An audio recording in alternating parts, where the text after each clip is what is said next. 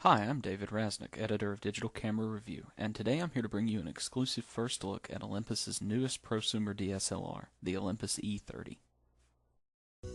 The E30 is a 12.3 megapixel advanced DSLR body from Olympus, which brings several newly developed or significantly reworked technologies to Olympus's stable of SLRs. Filling a gap in the manufacturer's current DSLR lineup between the professional E3 and the consumer-focused E520, the E30 is a camera that, based on its size, weight, feature set, and price, looks poised to go head-to-head with the Canon 50D, the Nikon D90, and Pentax's K20. Handling the E30 for the first time, we immediately noticed that this is a camera that's reasonably large. It actually has the same basic footprint as the professional Olympus E3, without seeming bulky or unwieldy. Olympus appears to have borrowed much of the button layout from the larger E3 as well, with the E30 sporting a large status LCD up top and lots of dedicated controls on its back panel. Like the E3, the E30 has an LCD that can be swiveled into just about any position and used for shot composition in conjunction with the camera's live view system. The screen on this camera is 2.7 inches across and composed of 230,000 dots. Inside the E30, what you won't find is the 10 megapixel CMOS sensor common to many previous Olympus models. Instead, the E30 uses a newly developed 12.3 megapixel CMOS 4/3 format sensor coupled with a new TruePic 3 Plus image processor. Like Olympus's pro-grade E3, the E30 uses sensor shifting image stabilization, which makes any compatible lens you mount to this body a stabilized lens. For a mid-level camera, the E30 also pushes the speed envelope with a faster 11-point autofocus system and a redesigned contrast detection system for better speed and accuracy in live view, 5 frames per second continuous shooting, a 1/8000 maximum shutter speed, and faster than average 1/250 flash sync speed. A new viewfinder prism offers 98% coverage and magnification better than 1x, again very solid specs for a camera in this class.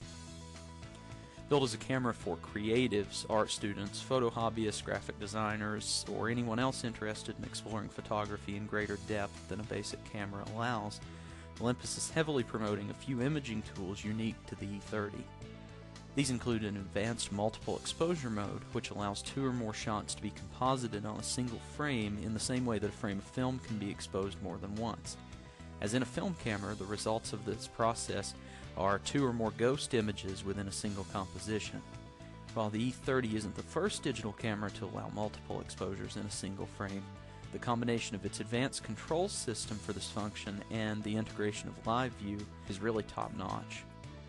The E30's selection of art filters is another piece of headline technology. 6 filters are available in total, including selections that produce a high-saturation pop art look, and those that imitate images from grainy high-contrast film or pinhole cameras. For a few minutes of hands-on time with the camera, the emulations are pretty convincing all around, and being able to see the effects immediately on screen is another excellent integration of Olympus's live view technology. If you're looking for compositional inspiration or you just don't want to spend time post-processing for a specific effect, having a selection of preset looks for an image that goes beyond the basic, standard, or vivid settings should make the E30's art filters appealing to you. In conjunction with the E30 launch, Olympus is also bringing a new version of its 14 to 54mm f2.8 to 3.5 zoom lens to market. The primary improvement with the new lens is in its improved compatibility with Olympus's Imager AF system. This translates to faster focusing when using contrast detection autofocus in live view mode. With the E30, Olympus has both filled a gap in its model line and developed some interesting new technologies that will likely move down through their entire SLR system. Improvements to contrast detection AF, courtesy of the new lens, seem especially significant and promising, and the E30's creative in-camera image processing technologies ensure that this prosumer camera has something up its sleeve that no competitive model is offering at the moment. We'll be reporting back with more on the Olympus E30 as soon as a final firmware version of the camera comes our way, so look for that in coming months here on Digital Camera Review. Until then, I'm David Rasnick. Thanks for watching.